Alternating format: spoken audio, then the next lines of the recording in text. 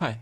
इस वीडियो में हम लोग देखेंगे कि फोटोसिंथेसिस क्या होता है, इसके क्या इंपॉर्टेंट स्टेप्स हैं, और साथ ही साथ हम लोग देखेंगे अमीबा में किस तरीके से फूड का इंजेशन, डाइजेशन और इजेशन होता है। ठीक है, तो ये फोटोसिंथेसिस का इक्वेशन है जो आप देख रहे हैं। हमने न्यूट्रिशन के शुरुआत में डिस्कस किया था कि किस तरीके से plants simple inorganic materials like carbon dioxide और वाटर को यूज करके ग्लूकोज सिंथेसाइज कर पाते हैं। ये जो प्रोसेस है इसी को फोटोसिंथेसिस कहा जाता है।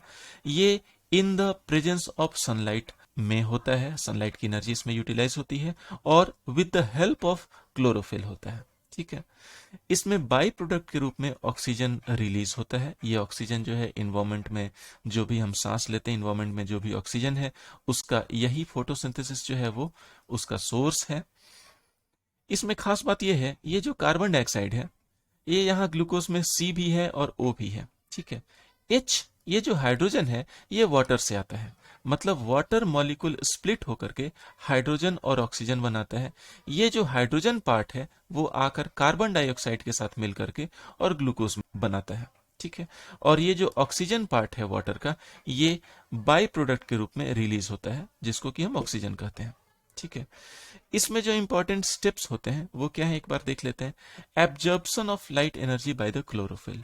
ये जो क्लोरोफिल है ना, ग्रीन पिगमेंट, ये लाइट एनर्जी, सनलाइट की एनर्जी को एब्जॉर्ब करता है और तब जाके ये जो ग्लूकोज बनता है इसकी एनर्जी वैल्यू ज्यादा होती है। ठीक है, इन दोनों कार्बन डाइऑक्साइड और वाटर की तुलना में इसकी एनर्जी वैल्यू ज्यादा होती है ग्लूकोज की। ये एनर्जी कहां से आया है, ये एनर्जी सनलाइट से आया है। इसको ट्रैप किसने किया, क्लोरोफिल ने किया।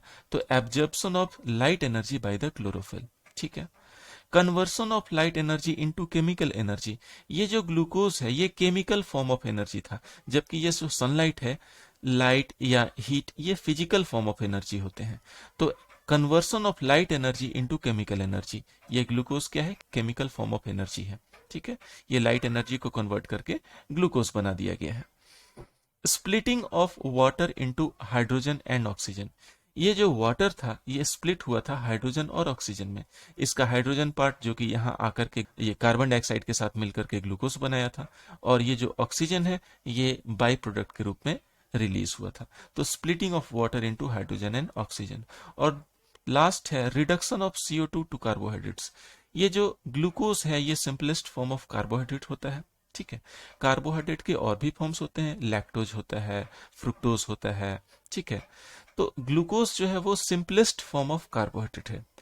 तो ये जो कार्बन डाइऑक्साइड है ये रिड्यूस्ड होकर के और ग्लूकोज बना। अब रिड्यूस्ड क्या है, रिडक्शन के बहुत सारे डेफिनेशन में एक डेफिनेशन ये है कि किसी भी सब्सटेंस में अगर एडिशन ऑफ हाइड्रोजन होता है तो हम कहते हैं कि वो जो सब्सटेंस था उसका रिडक्शन हुआ है। ठीक है, यहाँ कार्बन डाइऑक्साइड में एडिशन ऑफ हाइड्रोजन हुआ है तो हम कहेंगे CO2 has been reduced to form glucose.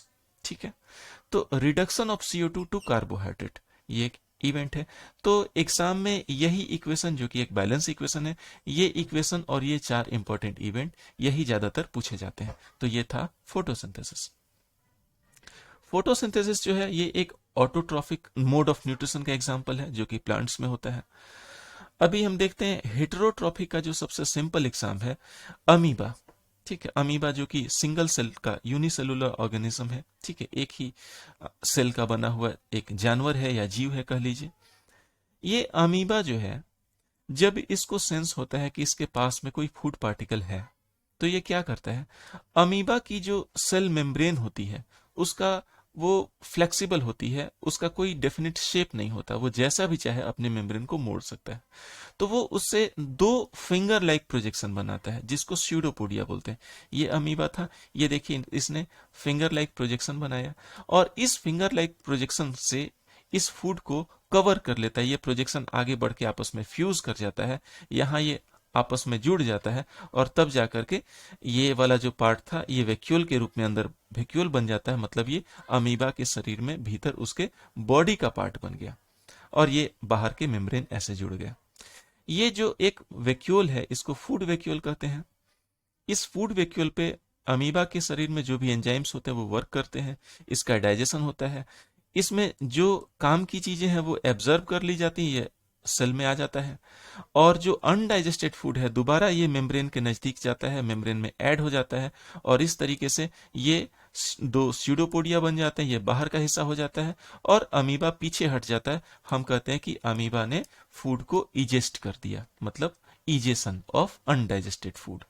ठीक है, तो यहां से यहां देखेंगे तो ये अमीबा किस तरीके से फूड को इंजेस्ट करता है, और उल्टा यहां से यहां देखेंगे तो हमको समझ में आएगा कि अमीबा किस तरीके से फूड को इजेस्ट करता है।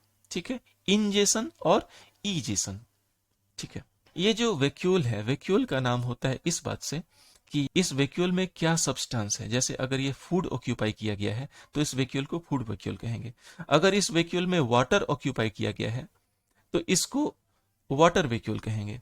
और कभी कभी ऐसा होता है कि इसमें फूड भी नहीं होता, वाटर भी नहीं होता, सिर्फ एयर होता है, तो तब इसको फूड वैक्यूल भी नहीं कहते, वाटर वैक्यूल भी नहीं कहते, इसको सिर्फ एयर वैक्यूल कहते हैं।